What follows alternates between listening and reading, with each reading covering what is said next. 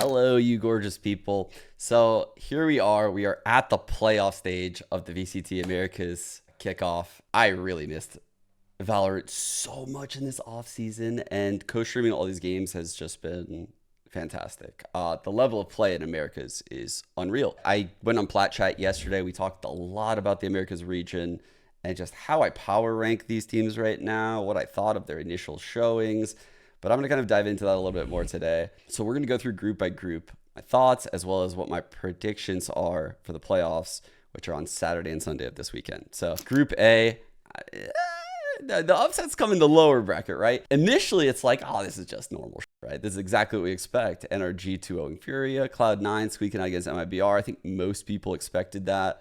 And then NRG beating Cloud9, advancing through with the first seed.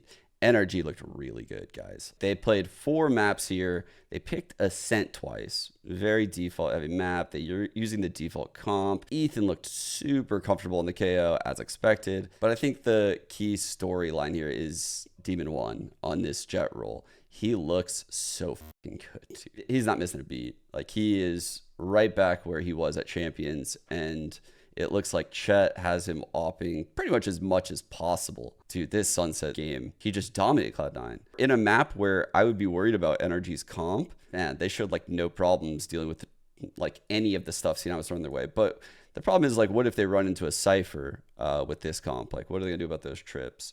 And that's something we're gonna have to wait to see, really. I think there's some questions I have about NRG, but man, what a showing considering the pressure they had on them. Lower bracket, I think Furia, if I had to give my most disappointing team of the entire kickoff in Americas, that award would go to Furia, for sure. They looked competitive here in this first map.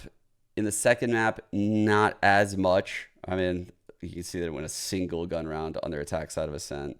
We said NRG looked good, so I kind of gave them a pass there. In my head, I was like, okay, they're gonna go lowers, they're gonna dominate MIBR. They're gonna show, you know, who's the better Brazilian team. And boy, was I wrong. Like, this was a nightmare for Furia. They looked so terrible in the clutch, and there was so many failed rounds for them, particularly on this breeze. Look at the diffuses on this comeback in the second half. This was rough. It was a rough showing for Furia. It was a rough showing for their new player, Havoc, who, I mean, despite the stats looking pretty good here, man, that first series against NRG, it was like a deer in headlights on the first map.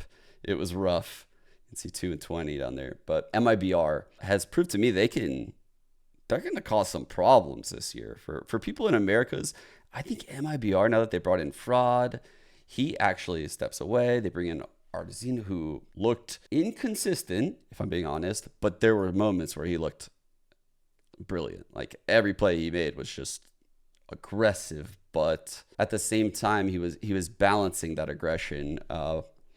Unfortunately, I felt like mechanically he was off in a couple maps. So just going to keep an eye on him, I guess, like moving forward through the first stage. FRZ, though, in the IGL role. Dude, the Furia content creator, dude, they interview a content creator for Furia. It's just a IPR, guys. Just do it, man. Just do it, guys. Come on. All right, everyone. Second day at work. Great work. I'm just going to toss it back to the distinguished gentleman at the casting. You can see Liz is just like, oh, he's going to regret this shit. And sure enough, that was right here. It's like, just yikes, man. Just yikes. Anyway, surprised. MIBR played really well. They looked good, like default heavy maps, doing the fundamentals really well. Group B, holy shit. This really lived up to the hype. This was the stat group, right? Like, everyone envisioned this being the group of death. Loud versus Sentinels. We didn't really know what to expect of Loud. They played no off-season events. You know, they just brought in QCK on Duelist in place of Osboss. And what do we get when we see Loud? Man, we get some crazy shit. Like, I love what we ended up seeing. We ended up seeing these breach comps all over the place, but the Ascent comp is what really, like, gets the storyline, right? Like, that's going to get the headline here. The Phoenix on Ascent, they ran it twice here in groups, once against Sentinels and then once again against the super team Leviathan right here. And this new comp, the Breach Phoenix, no Senti, man, they really made it work. Like, this was so sick. They only needed to win on 2 maps, which right here, Split and Ascent on both series. And the only map they lost was this bind game, where they also ran Phoenix, actually, a Phoenix Breach combo. They couldn't, mount a comeback from here. And I think they misplayed this last round. They opted to do a fake with several ults, and I think they could have just taken a site. I still think their bind, while it showed cracks, looked pretty good. Curious to see like if they're gonna do stuff like this across the other maps. In Sadok's Twitter clips, which highly recommend looking at these. Like I've been retweeting them lately. They are so good. Here is like a 6-minute one that he released on the 26th after they'd qualified through to group stage. Man, they're so insightful on like the stuff that's going on within the team, and just getting that insight into the Brazilian scene is so cool. Yeah, you'll learn a lot about why he believes in this team, the flexibility, why they picked up QCK, and it makes me such a believer in Sadok. Like, holy shit, this guy is so smart. We'll stop the glazing until we get to the bracket, okay? Stop the glazing. Back to the group stage here. So Sentinels, they looked competitive here. I think they played them well. I think most people were like okay with Sentinels using this series, even though it sucked to see. It was like, wow, Loud look fantastic. That's what the feeling was here. And then Leviathan beating 100 Thieves.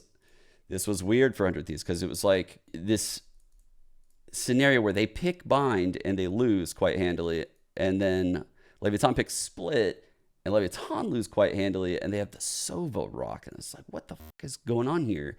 And then we go Icebox, and Icebox locks in Arena and just dumps on 100 Thieves. And that's a little emo. But I will say, I liked how 100 Thieves was creative with the Gecko throughout this series. Boostio is very Gecko-pilled right now.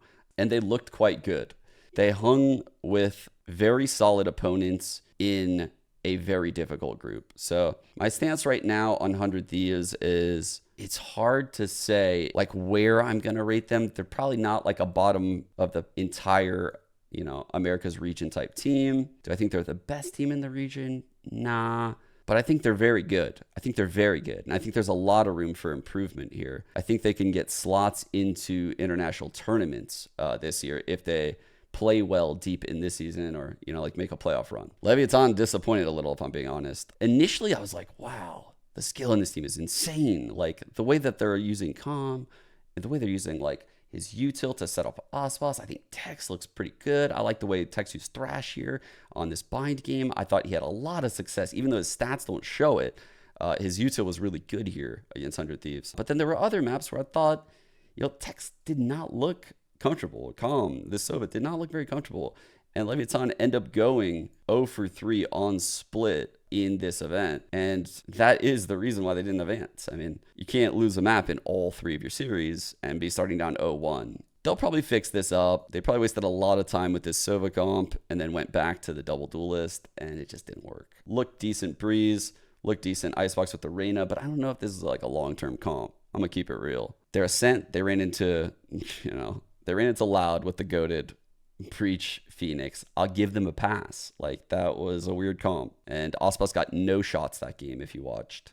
It was pretty insane to see. And their bind, they only lost to a fantastic bind team in Sentinels. The last thing I'll say about Leviathan is this. What I realized in this event is Leviathan as a team and just like kind of how it's built, it's going to look similar to this on like a lot of the scoreboards, right? Like you're probably going to see Mazzino towards the bottom of the scoreboard. Like he's just the support smoke player on this team. He doesn't put up super big numbers historically. That's just what you're going to get out of him as a player. Like you're expecting to get way more support via the actual controller util than the fragging. And you're expecting the fragging to come from people like King and Ospas and Tex. And this is like the X factor of the team. Tex, in my opinion, has proven to me at least that he is super important in this team. When Tex plays well, I think Leviathan is going to look unstoppable because Calm isn't going to put up serious numbers. Like he's a support player through and through that will win you clutches, that will have very impactful ults. His util will always be on point and it will win you rounds. He's not going to be like top fragging all your games, Like that's just not who Calm is as a player. He doesn't take those risks to do that. So there just needs to be a shit ton of production out of Tex, Ospas, and King. And that's what I realized. And the team needs to start building for that. Sentinels, holy shit, this team has played so many games, dude. But they look amazing. They look amazing right now. This is the team that has the reps. In a tournament, there's always going to be this team that has like an insane amount of reps. So you can see here, This is all of Sentinel's offseason. Like, this is insane how many games these guys have played this offseason. Well, I guess we're no longer in the offseason. You compare that to a team like Loud that literally has only played 2 kickoff games. You know, like, think of the footage diff. Or who we're going to get to after, EG, who's only played 1 kickoff game and 0 offseason games. Like, that's the comparison here. But these reps have made Sentinels just look so tried and true. It is very difficult to beat them. Like, it is very difficult to beat Sentinels because they've seen it all. They know how to react to so many different scenarios, so many different comps, so many different experiences across these maps. And that's where they have an edge. Unfortunately, they had to do this whole kickoff thing on the playoff day where they played these 3 best of 3s. They actually went 1-for-1 in a 3-way tie and sneak through because they actually got this 2-0, whereas the other series, you know, the winner was 2-1. Just because they did it cleanly in their win, they get through. Now we're in this scenario here, and here's our playoff bracket, guys. Holy shit, is it a playoff bracket? So you have NRG, who just went 4-0 in maps. You have Sentinels, who just played 2, 5, 8, 10, 13. They put 13 maps. Wow, it's actually not as good as I thought. It was 7 and 6. It's not that great, but that's a ton of maps. And that's high-level opponents. There's a lot of footage here. And EG, they played 2 maps. So we're going to get to them next. Loud is 4-1. So this is the number of maps that these teams have played coming into this playoff bracket. And I think this will be significant. And that's what I'm about to get into. After, of course, we give credit to EG. Going down to this last group, G2 comes out the gate. They end up winning against Crew. I thought Crew would look better. Little disappointed that Crew couldn't get it over the line in either of the series against G2. A few chokes in here, you know, just typical Crew. Just typical Crew. But I think G2 showed signs of life here. And that was good for them. They looked a little rough over the offseason. You see, they've been having a rough go with it before that, right? Like, say we're looking here after Ascension. Like, it wasn't really looking that good for them. You know, getting those couple of wins there, you know, making it to the play-in stage, even getting the win against Sentinels, even though it didn't mean anything. Kind of quality. I think Leaf has been looking better and better on this team. Literally improved every series so far. Positive signs for G2. They could give some teams some trouble. Do I think they're a playoff team? Don't think so right now. That's kind of like where I kind of like peg these teams in this group. EG though, so I came in as having no expectations, none. But now they're in the shot where there's been 1 best of 3 that they need to win, just one best of 3. And how did they do it here against G2? Dude, look at this map. Look at this. They were down 7-0, and then they won this round, and then they lost the next. It was 8-1. It was 8-1. And Potter takes a timeout. You can see my goat Potter taking the second timeout of the game. Her second timeout. She has no more after this at the 1-8 eco round. Ichi doesn't even have a buy here. Like, they're on an eco. They have no ults. They have nothing to work with. They end up winning this map. This was like one of the most incredible comebacks into a game I think I've ever seen. Just the context of it all, right? You have to take into the context that EG won champions last year, and they come back into this year with 4 brand new players, right? What Potter did in that timeout to win this map is one of the most insane things I've ever seen in Valorant. I have so much respect, so much so that I immediately DM'd Potter after that game, and I was like, bro, you're my favorite. Like, you were literally my favorite person ever. I don't know how you did it, because right after this, they come into Icebox, and they lock in the deadlock, and holy, they have so many layers and so many ways to make it look good. The sensors on, like, Be Long by the container were so good. So many trap plays that worked really well. Superman nailing clutches left and right with Derek. Apoth on the lurk. Nature's calls were fantastic. Fragging out of control. This team looks legit. They look legit. I don't think they're as bad as what people thought they were. Man, I'm in disbelief. I just want to give so much credit to Potter. So with all of that said, we can now do our pick'em. And here we are. We have Loud versus EG. We've seen 2 maps from EG. We've seen 3 maps from Loud. I think Loud are definitely cooking way, way, way past what we've seen out of these 3 maps. I think we're going to see so many looks that are going to be hard for the EG players to deal with. But I also think we're going to get that in reverse from Potter. Like, Potter is the type of coach, I mean, I showed you that stats page. She's the one that's willing to bust out the deadlock. She's the one that's willing to do these things. She was willing to bring in like Demon 1 in the middle of the season last year, willing to bench BCJ. Like, she is willing to take these risks. And oftentimes she's super correct. So if I'm EG in a week like this, you know, like, what am I trying to do? We'll go to Loud's page here. We'll check this out in this series, EG banned Bind. And that could come into play because we did see, obviously, Loud played Bind, although that was the map they lost. So is it a weakness for Loud? And does EG perceive it as a weakness? If Potter perceives it as a weakness, they prac Bind super hard this week. And they pick it with a counter comp to what Loud brought out. That's a good win condition. In addition to that, they would probably like heavy prep to dealing with like these comps on Split and Ascent, which are how Loud got their 2 wins, right? I'm expecting a lot of anti-strat work from Potter. It's how they got their champs, but I'm also expecting a lot of new stuff from Loud. And because of that, I have to take Loud. I think the form of less is fucking crazy right now. Statistically, he is on top of this shit. You can see Demon right on his heels. The round differential, when you look at someone like Zekin, though, like 265 rounds. Look at the numbers he's putting up over these rounds. He played so well in these group stage and play-in games. God, it's been so crazy to watch. This one is kind of the obvious one, right? I think most people would pick Loud. It's hard to go against Sadak at this point, even given what we know about Potter. It's nothing to do with Potter. It's more about the inexperience of the players. Here we have NRG versus Sen, the NA championship right now. Holy, the skill in that server is crazy, dude. This is going to be a banger. It's hard to really pick which way to go with this. This is truly an epic matchup that if it were in the middle of the season where there's like equal footage, I'm saying it's 50-50. But this isn't in the middle of the season. This is where NRG has so much more footage to work with of Sentinels, you know, like recent footage too. Like, they don't really even care about this stuff back here anymore, right? Like, they don't care about this stuff anymore because there's so much footage up here that they don't even need to go down here anymore. When I see a team like NRG who qualified early, so they don't have to go through all this bullshit. They don't have to play all these extra games that Sentinels did, right? Like, they qualified on the 23rd.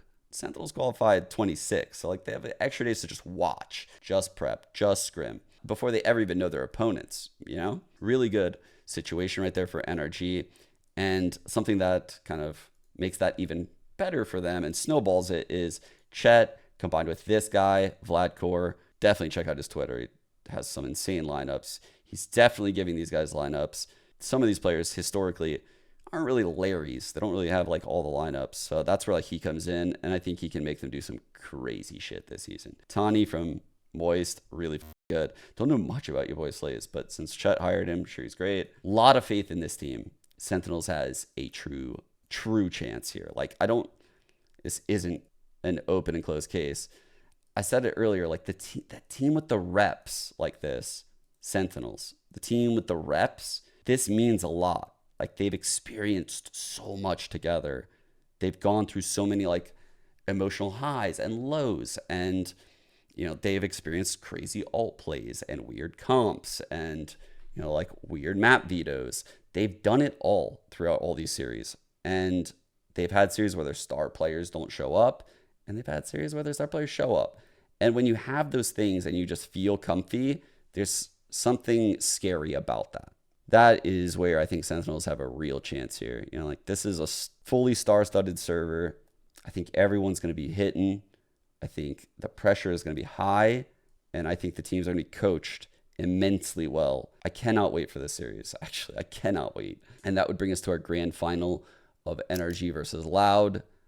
I think in this game, I'm going NRG. Chet and Co can find some solutions for these breach comps. It's going to be hard as fuck, but I think they do it. I'm taking NRG. Not confident in it. I wouldn't be surprised if Sentinels just straight won this shit. I wouldn't be surprised if EG... Actually, I would be surprised if EG won this shit. I wouldn't be surprised if Loud won this shit. Okay. All right, lock it in. There it is, guys. Let me know what you think in the comments below. Thank you guys for tuning in, and see you guys on the stream. Bye-bye.